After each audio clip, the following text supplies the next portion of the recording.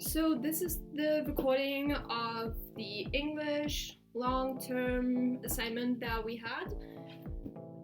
I'm going to list the assignments that I did on my left or on my right. I have no idea where editing me is going to put it yet. Without further ado, I'm analyzing Assembly by Natasha Brown. First assignment.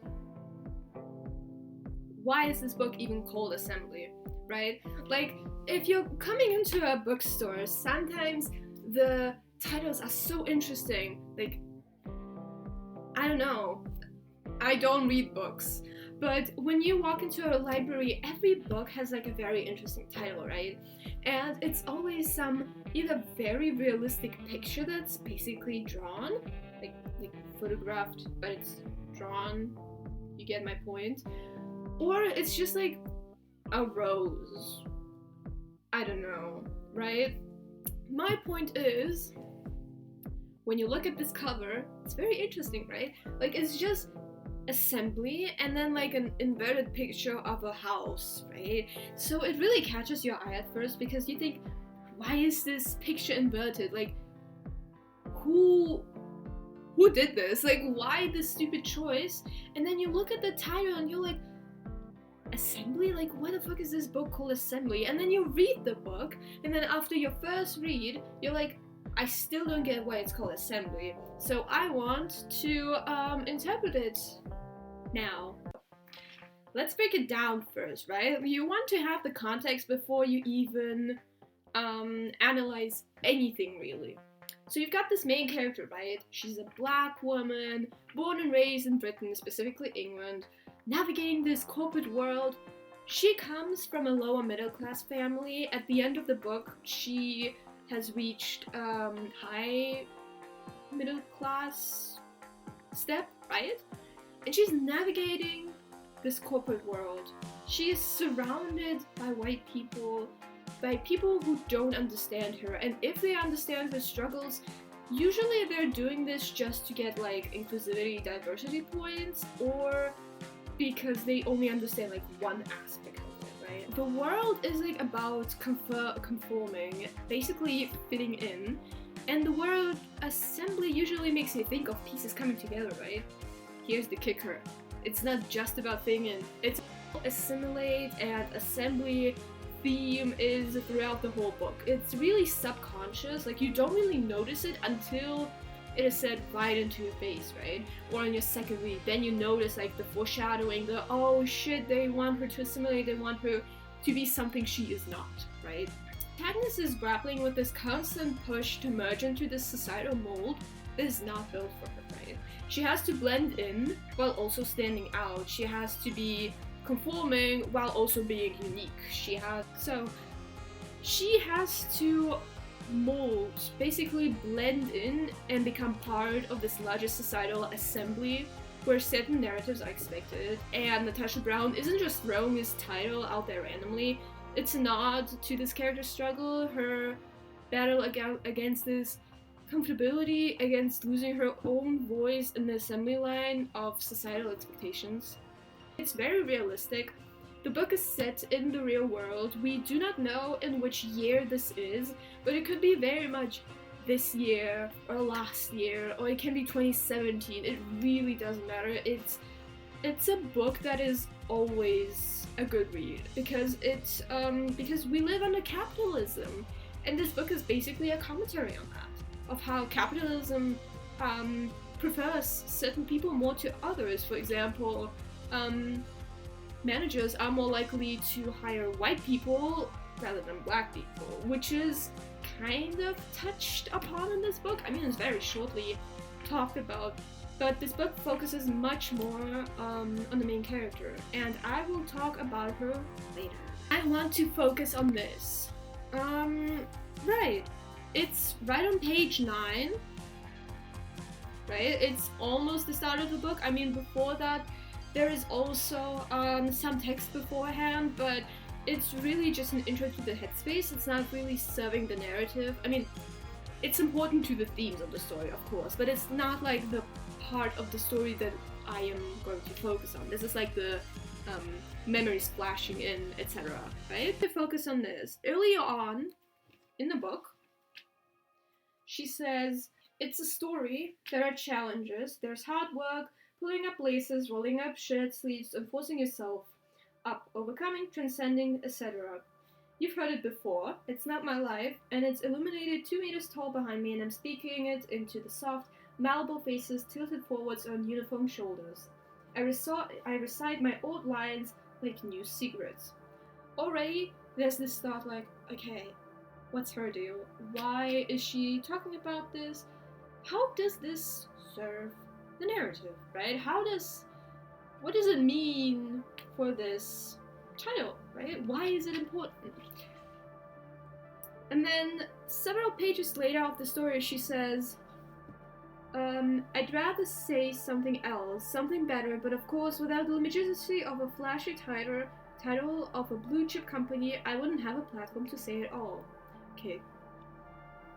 Like, as an opening line, with this followed after, amazing.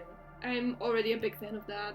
So this passage is like, whoa, it's diving deep into this book's whole vibe. This girl, she's up there, narrating this storyline about her social climb, but here's the kicker. She is performing, she's putting up a face, she's constructing this whole narrative, right? And she's telling this tale to these schoolgirls, to these university students, anything that sponsors her company, selling the story of overcoming and inspiration and all that jazz, right? But she straight up says that it's not really her life. It's like she's this huge shadow. Like, she's the shadow behind her, right? And she's just dishing out these rehearsed lines like it's brand new. She even says it herself. And then she drops this bomb later, saying she'd rather spit out something different, something realer, but without the glam of a fancy title, she can't do that, right? Her big shot company will not stand on her side if she doesn't spread the lies, the narratives of you can become rich, right?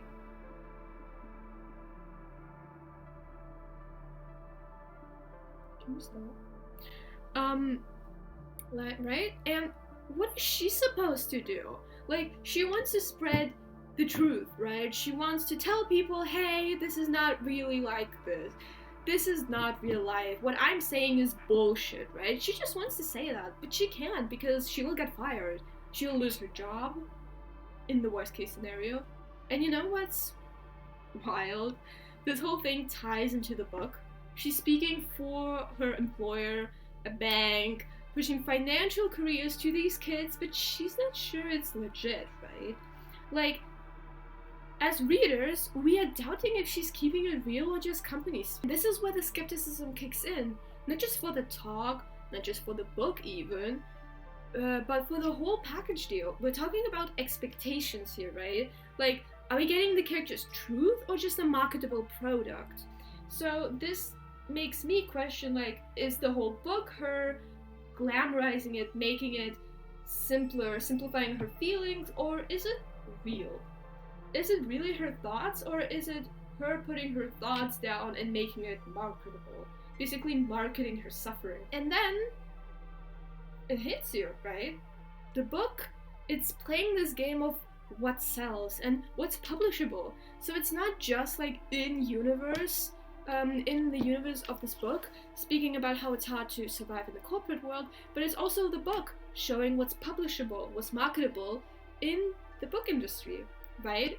It's a total product of its time, fitting into these publishing norms. Oh, and it's also on the hardcover, it straight up says that the narrator's a black British woman. Like, publishers drop these hints on book jackets to hook you in, setting up what you should expect. But I'm over here thinking, why do you think it's okay to slap a label like that on a book? I mean, it's not wrong, but it makes you wonder, right? Like, what does it mean when we start seeing people as representation of a whole bunch of folks? I mean, in other books, I have never seen on a book cover, the main character is a white woman. But on Assembly, there's written the main character is a black woman? And let's talk about this world assimilation. It's the narrator's whole deal, always feeling this pressure to fit in, to blend, sacrificing her true self, and basically the story is a peek into publishing world's drama, while also unpacking the story within the book. It's a wild ride, navigating this character's life, her choices, and this constant push to fit into the mold. And she's doing her thing, but man, assimilation's always breathing down her neck.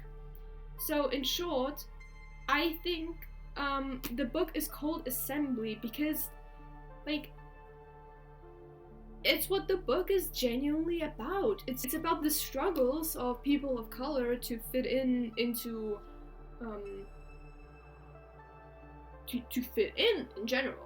And I think that it's called Assembly not only because of that, but also it's because referencing the scene where the main character is presenting to students this opportunity of the corporate world about how finances are awesome and how you should join her company so that they can get more money, right? It's literally almost the first it's literally almost the first scene, right? Like literally first we have fucking start, which is like a flashback. Then we have what it's like, where she's basically discriminated against and asked like, but where are your parents from? Like Africa, right? And then we have like one page with just one word saying assembly. And then literally page 9, and it's about her teaching the next generation about how awesome society. So I think it's called Assembly because the main character is living in this society and promoting it to the next generation while secretly she's suffering, and it's shown in the book multiple times, right? Like it's not a secret that she doesn't like the way she's treated in the corporate world, even though she doesn't straight up say it. I mean, she kind of does. Kind of doesn't. Speaking of the main character, it's time to talk about her.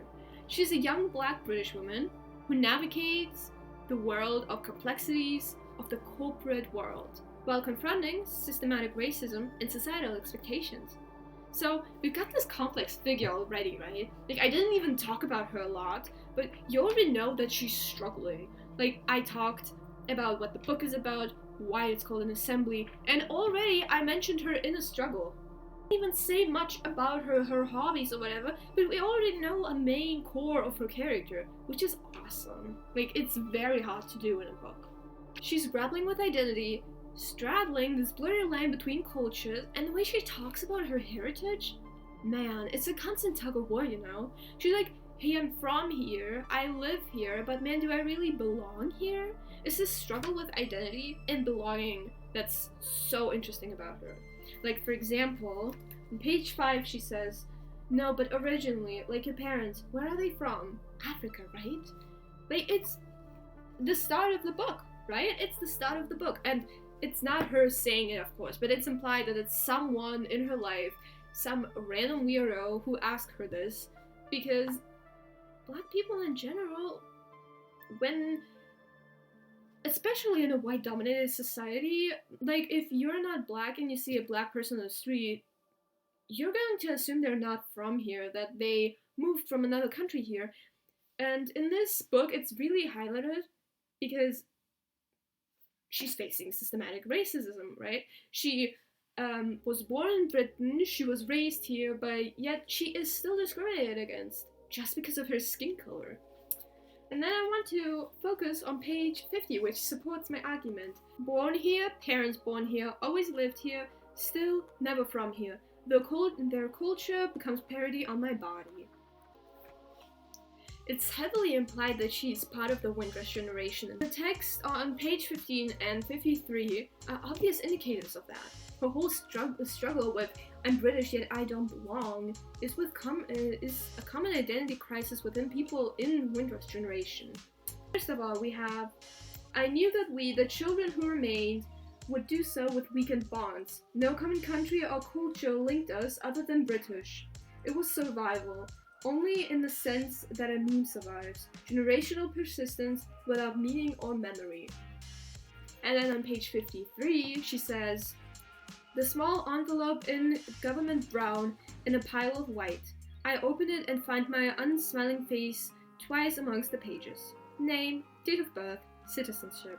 I am appalled at my relief, and at this sort of relief, thin and substantive, only as the paper it's printed on. We've seen now, just as then, the readiness of this government and its enterprising Home Secretary to destroy paper, our records, and proof. The way she struggles with herself, identity, and race is a big part of the book. She knows it's unfair. She hates being treated this way. I mean, she was called the fucking N-word 3 times. I don't think anyone would appreciate that, right? Her job is at some unnamed British firm. Her job is to do talks at schools, universities, women panels, and recruiting fairs every few weeks. It's mentioned on page 10. Let me just find it. Here. Page 10. The diversity must be seen. How many women and girls have I lied to? How many have seen my grinning face advocating for this or that firm, or this industry or that university? This life? Such questions are unconstructive. I need to catch up on the morning's lost hours. Throughout the whole book, she's aware of her position. She's a black woman in lower middle class, fighting to survive in a white-dominated society in England. She's always the only black woman in the room. Her friends, if you can even call them that, her colleagues, her boyfriend's family, they are all white people who are either blind or ignorant of her struggles as a black woman. I want to read 3 small bits of 3 small scenes that support this argument about how she's being discriminated against. I'd rather say something else, something better, but of course without the legitimacy of a flashy title and a blue chip company, I wouldn't have a platform to say anything at all. Any value my words have in this country is derived from my association with its institutions, universities, banks, government. I can only repeat their words and hope to convey a kind of truth. Perhaps that's a poor justification for my own complicity, my part in convincing children that they too must endure. Silence surely was the least harmful choice. Then on page 30, these pages hate me, I'm sorry. Then on page 30, she, before page 30, she gets a promotion, and then he attempts a milky smile, her boss. The woman, the secretary, puts it simply, they want diversity now. Merrick nods with ludicrous gravitas. Yes, he says, indeed, exactly. He drums the table, and that's why he's speaking to me now, he says. Lou's already on board. They go on. Joint leadership, says Merrick. A big opportunity, says the woman. I'm very lucky. They both agree. Next week, back in the office, the husband of one pregnant wife sits across from me. His name isn't on the list. No name, no promotion. He sniffs air in, cheeks puffed, lips tight and nostrils twitching. He obstinately avoids my eyes until finally he says, "It's so much easier for you blacks and Hispanics." He says that's why I was chosen, overqualified guys like him. He says he's not opposed to diversity. He just wants fairness, okay? Okay, he says again. Okay. I find these last quotes very interesting. In the first quote, it's almost like there's this sudden demand or recognition for diversity in various spaces. Like, beforehand, she was just a worker having a minimum wage, and suddenly they say, we want diversity now. Suddenly we want to show you off. I find that the first quote says a lot. Like, in the first quote, it's almost like this sudden demand for diversity, like recognition for diversity in various spaces. But then comes this subtle undertone that it's not merely about qualifications anymore or expertise. There's a sense of being lucky to be chosen, one due to this newfound emphasis on diversity. Like, oh, we know we practically ignored your existence before. We need you now to look more diverse and not racist. You should be lucky that we picked you for this position. And then the second quote dives deeper into this dynamic, right? There's some random guy sitting next to her or across of her, doesn't really matter. And then this random dude starts expressing that the protagonist was not chosen for her qualifications, but simply because of the diversity she brings to the table. However, he tries to cover his blatantly racist statement with, "Oh, I'm not racist, by the way.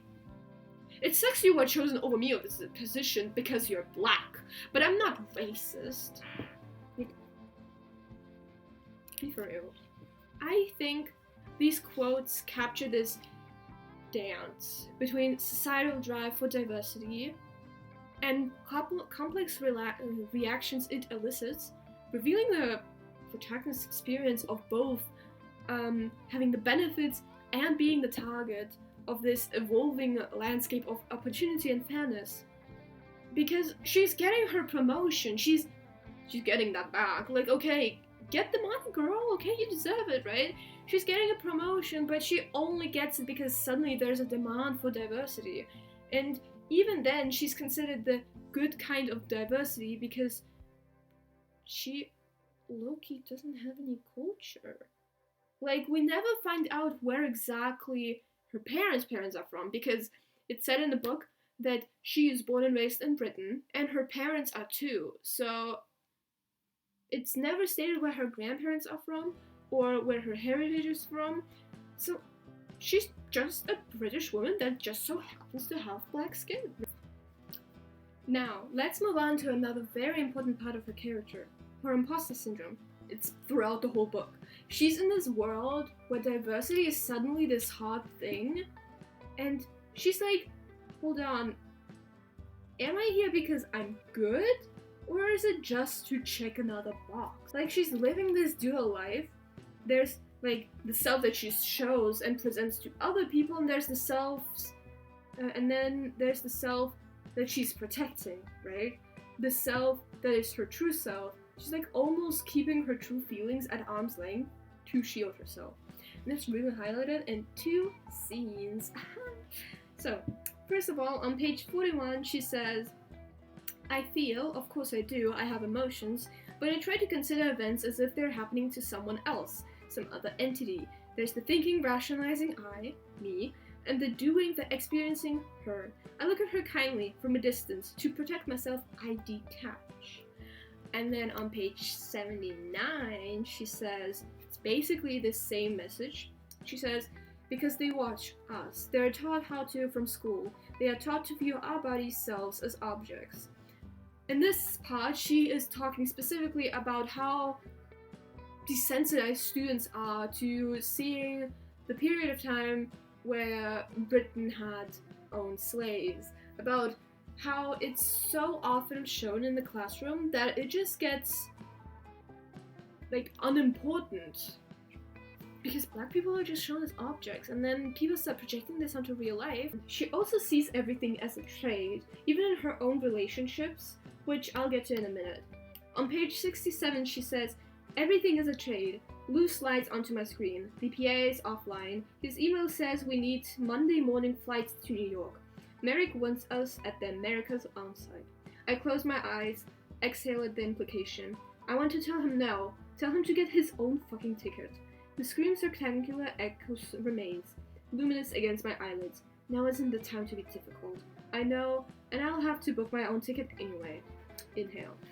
And then on page 69, she says, "My thoughts, my ideas, even my identity can only exist as a response to the partygoer's words and actions." I mean, this chick's dealing with some serious stuff, honestly. Like, she has legacy to uphold, she has to sacrifice herself at the same time, and she's trying to make something out of her opportunities, but it's like she's wrestling with the weight of her family's history and expectations. Like, you can feel this exhaustion in her almost, because she has to measure up to what's expected of her while also break away from those very expectations, which is impossible to do. Like, what is she, God? She can't be 2 things at once, right? And I think it's really highlighted on page 13 and 22. So, on page 13, she's talking to her friend Bach. I have no idea how to pronounce her name. She wants all those things without subtlety, and I'm both fearful and admiring her appetite. My own is gone. I've sunk too deep, pulled down further with a creeping winding tightness around my limbs. Still, I hold my breath. What else is there? Generations of sacrifice, hard work, and harder living, so much suffered, so much forfeited, so much for this opportunity for my life, and I've tried living up to it. And after years of struggling, fighting against the current, I'm ready to slow my arms, stop kicking, breathe the water in. I'm exhausted. Perhaps it's time to end the story. Ah, here's Lou. And then page 22 says, I've traded my life for a sliver of middle-class comfort, for a future. My parents and grandparents had no such opportunities. I felt I could hardly waste mine. Yet it didn't sit right with me to propagate the same beliefs within a new generation of children. She is exhausted, trying to survive and climbing the ladder. She wants a pause, a fucking break, right? And no one is giving it to her. This woman is juggling a heavy legacy, trying to honor her family's sacrifices while carving her own path. And she's tired of this uphill battle, feeling drained from constantly meeting expectations while trying to break free from this cycle of hell. The weight of generations past is suffocating her, leaving her yearning for a pause, a chance to breathe. But in the world that never stops, nobody seems to notice her plea for a moment's rest. Remember how I said that she sees everything as transactional? Yeah, she sees her own relationship that way too. She's got this boyfriend, a white man, and it's like they're from different worlds. I mean, he's literally a politician to be. He has a legacy carved out for him. And she's just trying to eat the months and right? Like, there's this big clash between their backgrounds, their outlooks, and even their bank accounts.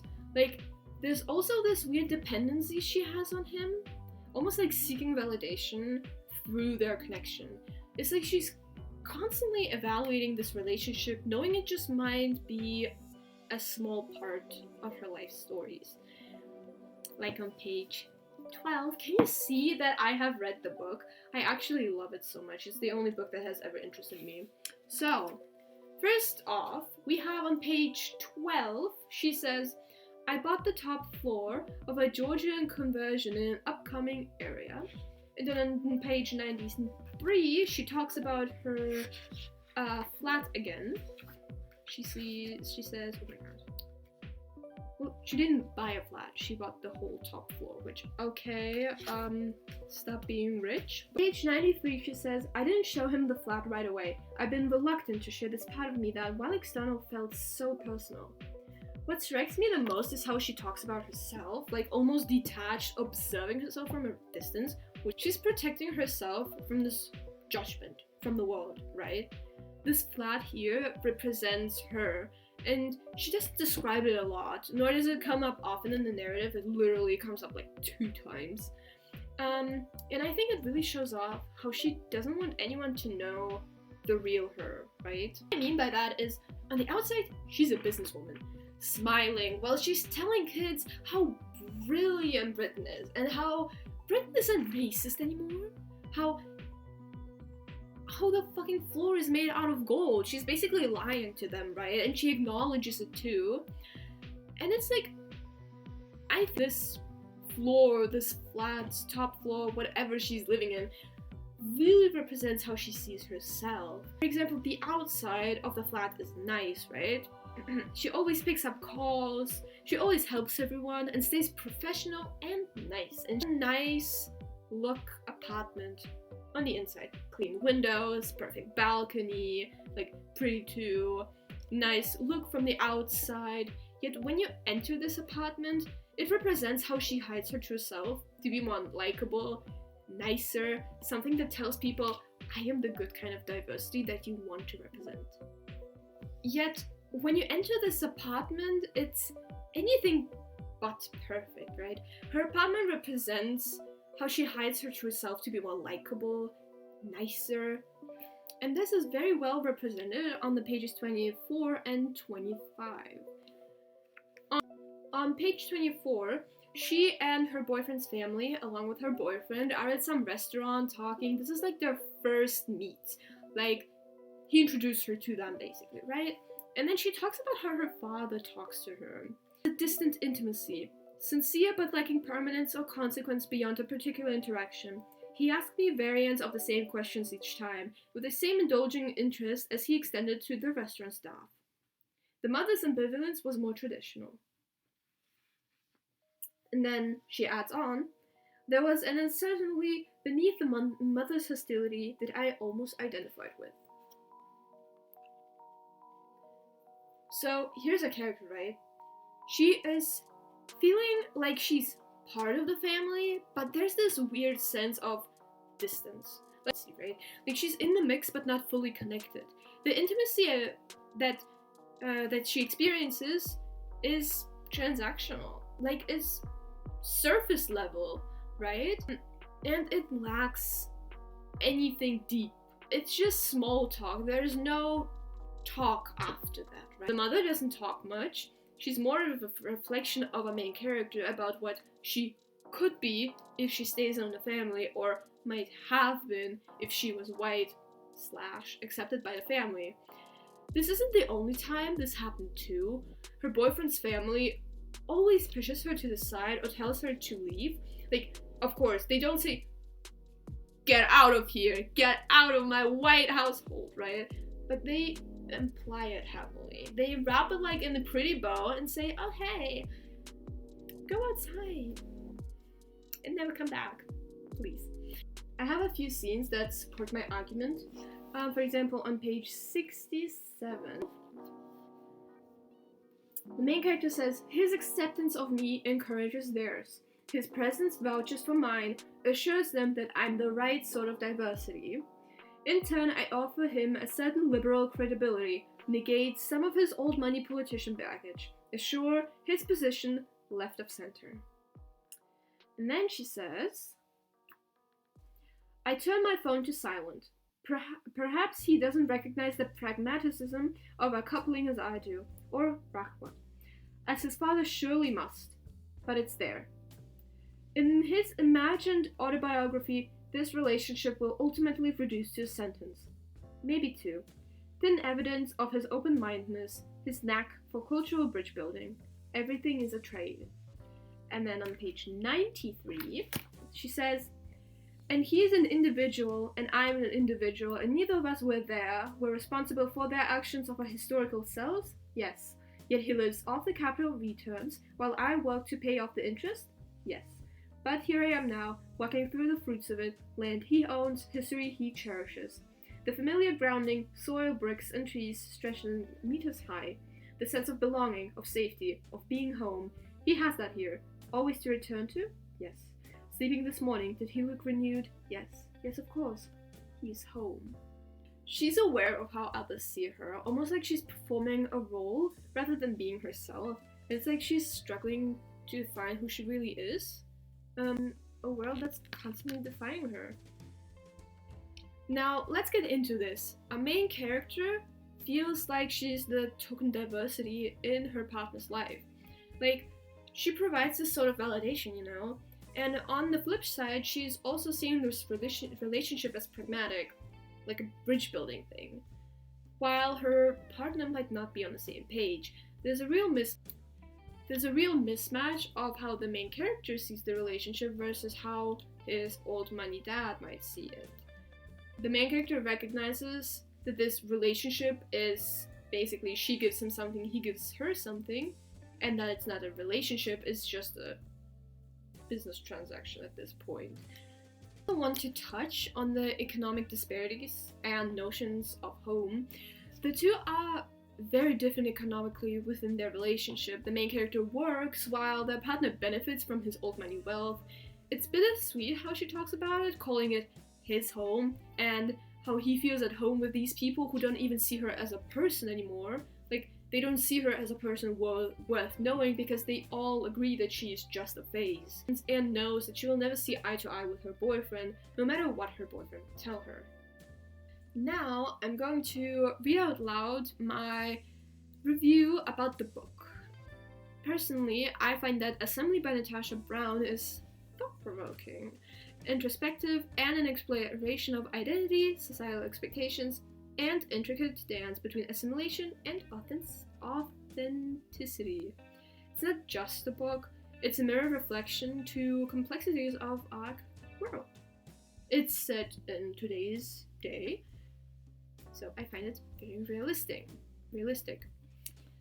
The story follows a nameless black British woman navigating the corporate world, grappling with systematic racism, societal pressures, and the weight of familial expectations.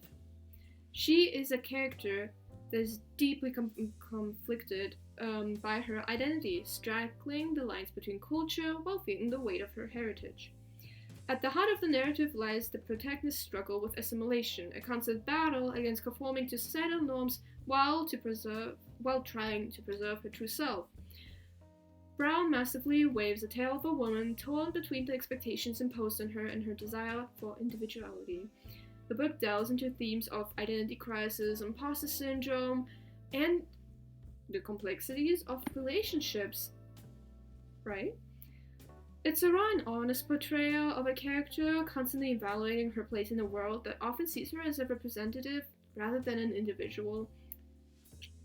I find Natasha Brown writing impactful, honestly. She draws readers into the protagonist's world with its vivid and compelling narrative. The storytelling is rich with introspection and nuance, inviting readers to ponder the societal constructs that shape our lives.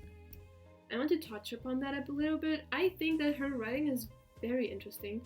Like, I'm not a big reader myself. I don't really like books. I like listening to people talk about books. I like listening to people who have read books, but I personally don't really find books enjoyable because it's always either too little or too much information, and I think Natasha Brown really does it well because she gives you the basic information and the rest is left up to you. Like, for example, her boss Lou, right?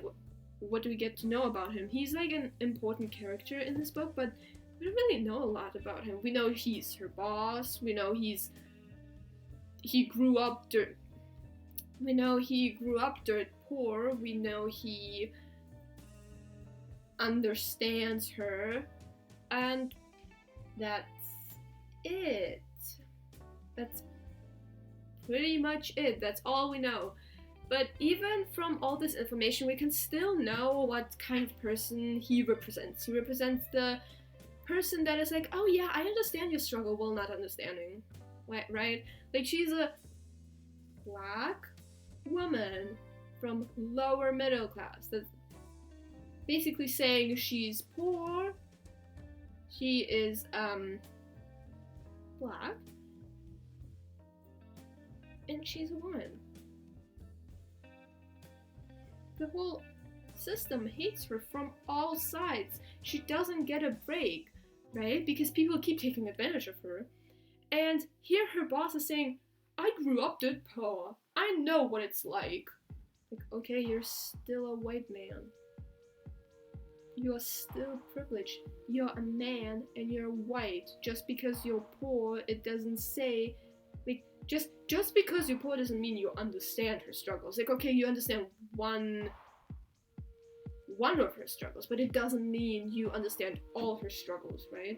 And I think Natasha Brown really describes it perfectly, because her descriptions are pretty simple, almost too simple. Like, for me, it was a very quick read. I read it in like one day, and that's it. It's 100 pages. It's not a lot, but I think she says so much without telling us too much. It's a short exploration of how systematic racism impacts people. So I think she writes books beautifully, and that's her first book that she has published, which is really incredible. It's very difficult to write a book, let alone put it in simple words that everyone can read. So all in all, I think Assembly is a brilliantly written novel that challenges societal norms and prompts introspection. It's a book that resonates deeply, leaving a lasting impression.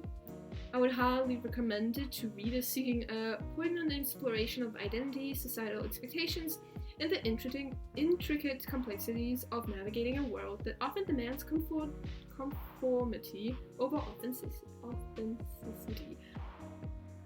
The next thing we had to do was to create 3 questions for a potential interview with the author, and I chose these. So first of all, I want to ask Natasha Brown In Assembly, the protagonist grapples with the tension between assimilation and authenticity. How much of her experiences mirror your own encounters and observations regarding societal expectations and identity? I picked this question because I think the moments were described really beautifully, really realistically. Like, you can be in the character's shoes, and I think it's really impressive that Natasha Brown can just write something like that. Like, it's very difficult to pull the reader into the story, and when I was reading the main character's thoughts, when I was reading the main character in the situation, I felt what the main character felt. Like, I could sympathize, I could understand the struggle, I could understand all her thoughts, which is very difficult to do. And the second question is, the book resonates strongly with its portrayal of imposter syndrome and navigating corporate spaces. How did you approach crafting such an authentic and relatable depiction of these challenges? Why I picked this question is pretty simple. I just found the way she explored these issues in society very well done. She gives you the bare minimum. She gives you enough information to understand what she's getting at, but the rest of the explanation she leaves up to you, because this book is simply just trying to make you figure out yourself. It's trying to provoke thought, it's trying to make you think, right? So I'm an aspiring writer. I write in my free time, so I'm just really interesting how she did that, because whenever I try to depict a character's emotions, it's really difficult for me to do so, because in my head I can put myself in this character's shoes, but it's very difficult to express that in words so that other people can do it too, right? And then next thing, the last question I have for Natasha Brown is, Assembly explores the complexities of relationships amidst societal perceptions and economic differences. How do these dynamics contribute to the protagonist's journey in finding her identity? And what message do you hope readers take away from these relationship portrayals in the book? I'm really interested in her answer on that, because I think she portrays relationships well. Like, she doesn't do a lot of show and tell. I mean, of course, it's written from the main character's perspective, how she's thinking about her life. Of course, there's a lot of telling. It's a lot of emotions from the main character, but I think she writes it very well. Like, we don't see the main character saying, I met him in 2nd grade and we were in love, and then one day he did this and I did that and stuff. No, she just says we met. She says, we met at college, he liked to say, though I barely knew him back then. He was already in 3rd year when I matriculated. I didn't remember ever speaking to him, though I knew his face and name from student politics. No, he only noticed me in the years after, at events in the occasional intersection of our overlapping social circles. I think the way she portrays relationships is very interesting, because she never says, we are friends. Point. She explores it, but she leaves a lot up for interpretation. Like, her friendship with Rach, it's spoken about like once or twice, and that's it. And I think if it's a friend of the main character, you expect the main character to come a lot in her thoughts and how important she is, but no, she just says that Rach is a fake feminist, and that's it. She characterizes Rach enough, and then the rest is left up for us to interpret what Rach is like. She says, oh, she buys from Etsy shops, her earrings and stuff, so, right? She just gives you basic information, and as I said many times before, the rest is up to you. You can interpret Rach as a good person, you can interpret Rach as a bad person, based on your own life experience. And now I will explain in how far the experience of being a young black woman in Britain has influenced the protagonist's life and her decision. So first of all, I want to talk about the struggle with identity and belonging of the main character. Well, I think that her experiences impacted her severely. I mean, she developed an imposter syndrome, right? First of all, she has this family legacy that she has to uphold. Her parents worked their asses off so that she has a slim chance of getting rich, which she did. And because she did get the chance, she feels this immense pressure on her, right? She has this pressure to assimilate, she has this pressure to stay on the top, be on the top, no matter what. And because of this feeling like I have to have this job, I have to have this relationship, and like, as I said before, she doesn't see relationships as a relationship, she sees them more as like business transaction, right? So I think first of all, this pressure alone coming from her family is a lot for her to handle, right? And she never really got much of a choice in this book, which is why she later on in the book decides to not get treatment for her cancer. I didn't mention it before, sorry. But she never had a choice, right? Like for example, her friend Rach had a choice. She could pick her boyfriends, she could pick what she wanted, right? But then the main character, what did she pick, right? Like her parents worked their asses off so that she could have a good future. Her grandparents did the same. Her grandparents did also the same. And now she's getting this chance of being rich, but she is suffering in this world. She doesn't want this. Like, okay, the idea of getting money, of having money is awesome, but she realizes that all the money she is paying goes to the government and right into her boyfriend's pocket because of his old money, right? She's rich, but she's not rich because her family was rich, she's rich because her family suffered because of it. And because of that, she feels this guilt, this obligation to stay in this job, continue to suffer because her family suffered. She doesn't go to therapy, so there's no one to tell her, hey, this is unhealthy, you shouldn't think of your life as a responsibility, you don't have to prove anything to anyone. But she doesn't go to therapy, so she doesn't realize that this is really unhealthy. I mean, she is pretty self-aware about it, but still, she, again, doesn't, like, she doesn't do anything about it. The text starkly portrays instances of racism that the protagonist faces, and she encounters racial slurs, like she was called the N-word 3 times. And she encounters racial slurs and discrimination, highlighting the challenges of being a black woman in predominantly white spaces. The passage, "I'm always the only black woman in the room," underscores her isolating experiences, and where her struggles are often discredited or unseen by those around her. About that, I'm sure that she experienced racism as a kid too.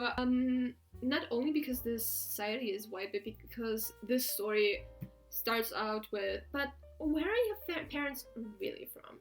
Africa, right? Like, what is this question? Like, oh my god. I think that this guilt from her heritage, guilt from her parents, seeing how hardworking they are for her future, combined with this racism, combined with always being the only odd one out, by that meaning she's the only black person in the room full of white kids, that this all combined and contributed to her imposter syndrome, because she feels bad.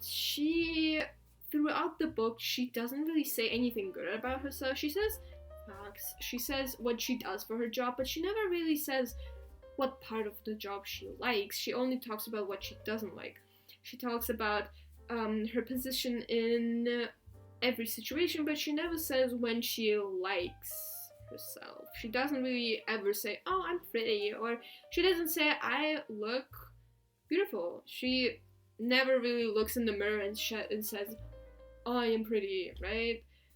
She just passively is living, and then when she is told that she has cancer, it feels like relief on her part almost, because it just means that she doesn't have to suffer anymore. And then she says that she wants to pass her wealth to her sister, and we don't really find anything out about her sister. I mean, there's like one scene where she talks about two sisters, so we can only guess that it's about her and her sister, but that's it. We don't know anything else about her, right? And then she says, "Oh, I'm gonna pass my wealth to my sister." Who is your sister? Why have you never spoken about your sister? Then I think it's just a sense of responsibility again, because her sister is younger than her, and she doesn't want to put the same guilt and shame and responsibility that she has experienced on her sister. I think she's trying to protect not only like her inner child, but also her sister, because she lets herself suffer, knowing she's suffering, knowing others have it better than her, yet she's not seeking out help, because the news of having cancer is like good news to her. Like, she chooses to not get treatment. Why? Because she never had a choice. Why didn't she have a choice? Because she always had this pressure that she had to be better, that she had to climb this stairs of hierarchy, she had to become rich because her parents suffered for this, her parents dreamed of this, dreamed for her to become rich, and then she becomes rich and she doesn't like it and she feels ungrateful. So I think all this pressure from not only the family, society, her peers, I think all of this contributed and affected how it's like for her to live in Britain as a black woman. Because even kids on the random street call her the N-word, and a random guy at some tube or whatever corners her and spits the N-word out and then laughs about it, which is like, what the fuck? Like, and the teens and this grown-ass man that calls her the N-word just laugh about it as if it's some chuckle. So I think it impacted not only her relationships, it impacted not only her professional relationships, not only her personal relationships, but also her view on herself. Because this guilt, this obligation to stay on top, continue this obligation to suffer more, I think she's suffering and she doesn't know what to do. So when she says, "No, I do not want that treatment," she's ecstatic. Like, she is happy to choose death, right? Because this is the only choice that she ever made. The only choice she, her true self, made. Not the corporate her that smiles and says, "Oh, Britain is not racist. I have never been called the N-word," right? It's not her corporate self saying it. It's not her naive child self saying, "Oh my god, Dad, I don't want to die." It's her exhausted self. She's exhausted. And it's been foreshadowed before by the way she's talking about, "I'm exhausted. I don't want to swim against the current anymore," right? Because she's been battling her whole life to get to this position, and then she's treated like shit about it. She's exhausted. And she thinks about, why does my friend Rach get this opportunity? Why why can my friend, my white, fake feminist friend, have a choice about who she wants to marry, about what she wants to be, about what position in jobs she wants to have? Why can't she choose everything? Why can't I have one choice in my life, right? Because it was all, I wouldn't say handed to her, but it was all pressured onto her. She was told, "You have to become rich." She was told, you have to become rich, right? She was told all these stuff, and she internalized it with, "I have to be this." And then Rach is there like living her life, having 300 boyfriends or whatever, and she gets the news that she's going to have cancer, and she's like, "Why can my friend have all these choices? Why can everyone have these choices? I want to choose too." So she chooses death. Because all in all, I think all these things in her life, like every part of her life, has really influenced her. I think it influenced her way of life. I think it influenced her view of herself, her view on relationships, her view on everything. So I think this all her experiences severely impacted her, because she never had a person in her life that said, you can have a break, right? She always has to work hard, twice as hard, do more than everyone else just to get the same benefits, right? There was no one there that was ever letting her have a break. She was always taken advantage of, always being the victim, always being discriminated, and she's just sick of it, right? Because you can't work 24/7. Humans are not machines. Humans need breaks. Humans cannot have too big of expectations, right? And she is put under it. And she's done with it. Like, I would be done too. I would have given up so much sooner than her, right? And she's a very nice character, and I feel very passionate speaking about her because I think everyone can relate to her a little bit. Like, of course, I'm sure that many people have experienced sort of the same things as her, sort of the same discrimination, or been poor, or whatever. I think everyone can even a little bit relate to her struggles, which is why I'm so passionate speaking about it, because we live in a society, right? Like, I think everyone can learn something from this book. So I think that her experience of being a black woman in Britain has influenced her a lot. That's it. To my little rant. Sorry, I didn't really have a lot to say for this thing. But yeah, I just went on a little rant because I really like the book. I think it's the first book I like that I have read for school, so it's very important to me. I'll definitely reread it when I forget it. But yeah, I don't have anything for the ending. The last assignment that I did of rewriting a scene from the mother of the boyfriend's perspective, like writing it from the mother's perspective, the scene, I will give up her writing again because I'm too embarrassed to read it out loud. Otherwise, I'm done. I hope this video will not be 2 hours long. But thank you for listening.